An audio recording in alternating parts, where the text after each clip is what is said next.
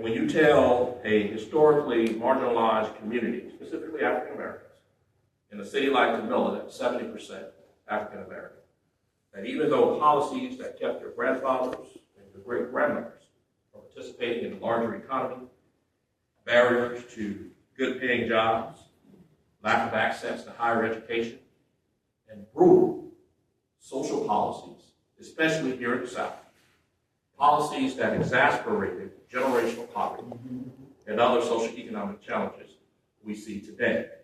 The median income for Black households in the U.S. is 33% lower than white households. Full-time Black workers' wages are nearly 20% lower. Black Americans are incarcerated 5 times the rate of white Americans. At only 13% of the population, Black Americans make up nearly 40% of the prison population, and nearly 50% of the prison population who's serving at least 10 years. You think about that for a second. 13% of the population is 40% of your prisoners, and 50% of that is serving more than 10 years. How do you create enough generational wealth to fix the issue that this task force is tasked with? But most of the folks are in prison. Just something to think about. African Americans have higher rates of chronic disease such as hypertension, diabetes, and obesity. Black women have the highest maternal mortality rate in the United States. That's not just coincidence. That's social economic factors at play, ladies and gentlemen. So when you consider the historical racial obstacles and the statistics I just mentioned, as an analogy, I find it heartbreaking, and I think our first speaker touched on this just a little bit. As an analogy, I find it heartbreaking that some believe that telling a carpenter whose tools have been historically and systematically limited must now have the quality of his house, pun intended, judged on merit alone. So what will the role of municipal governments going forward, specifically here in the region, and more specifically, Camilla? As a rural community, we face the critical challenge of ensuring all residents have access to safe, affordable, and comfortable homes. This challenge is not merely about bricks and mortar, but creating inclusive, vibrant, resilient communities.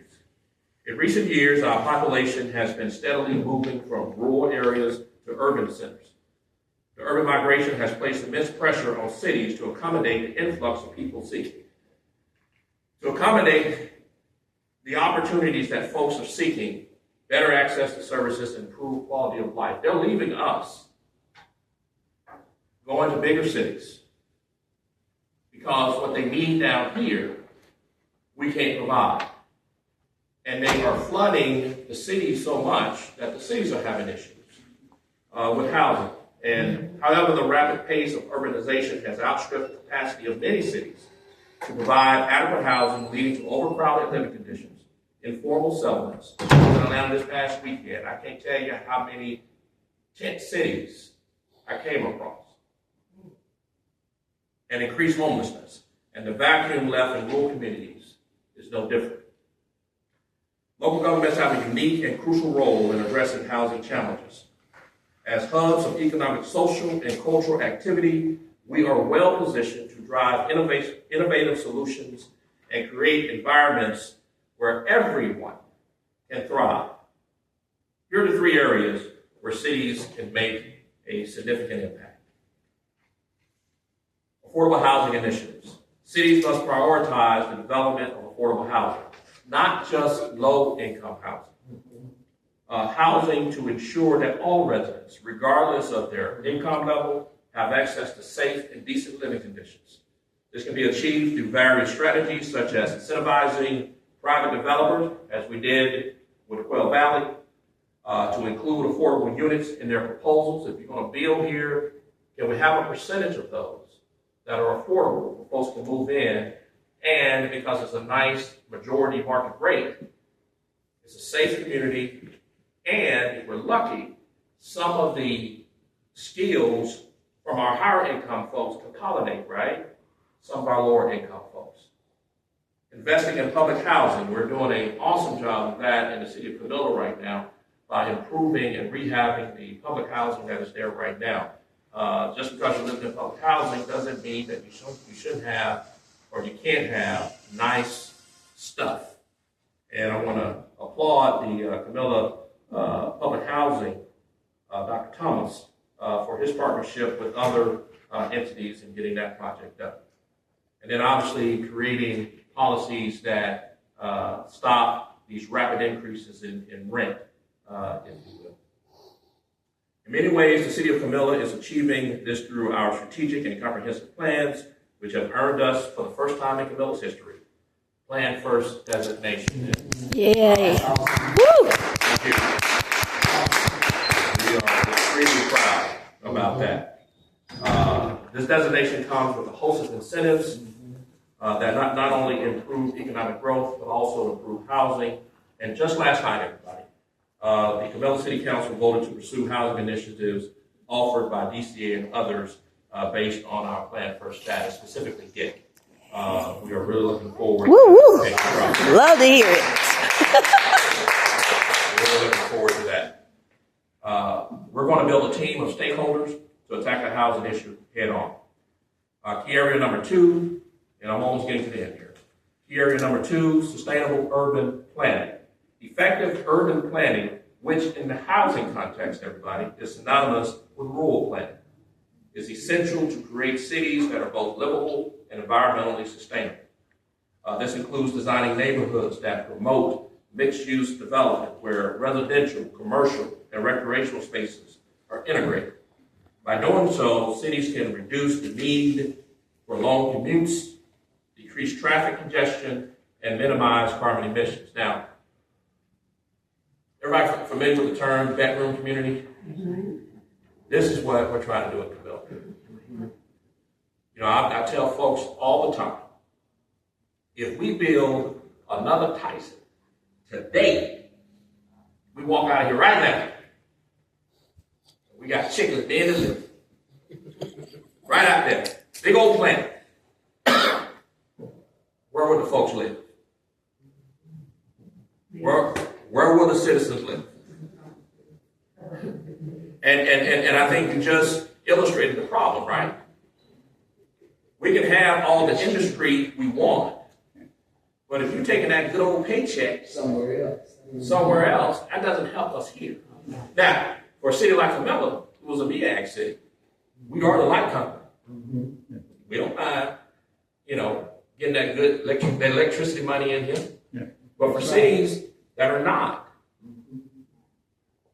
it does us no good to have that big old plant right across the street. When they get off work, they get in their car and they drive, I think some folks go towards Alabama. Wow. So that's just something to consider. That's why I get out and walk. That's what my man said. And as I mentioned before, Camilla is a MEAG city, Municipal Electric Cities of Georgia, meaning we own our electrical grid. We are the power company.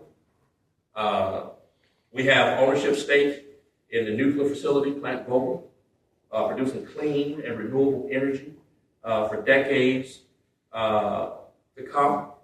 And by utilizing resources like T-Splosh and everybody, if y'all don't mind, I want to give my good friend, Mayor Eubanks, a round of applause. I'm going to tell you why.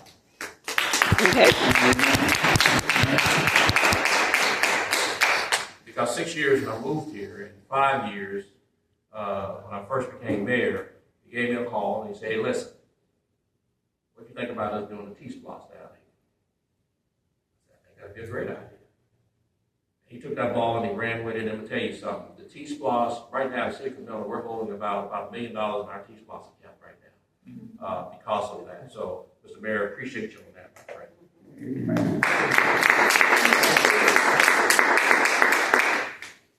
So we're going to be using, and T-Splosh is a very, when you dig into it, you can do a lot with it.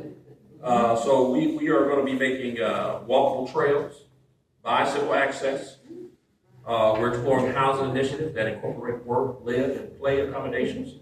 The City of Camilla has built a new $3 billion community resource center that houses the Boys and Girls Club, a facility that feeds nearly 200 children daily and provides learning resources, including STEM and STEAM, every single day.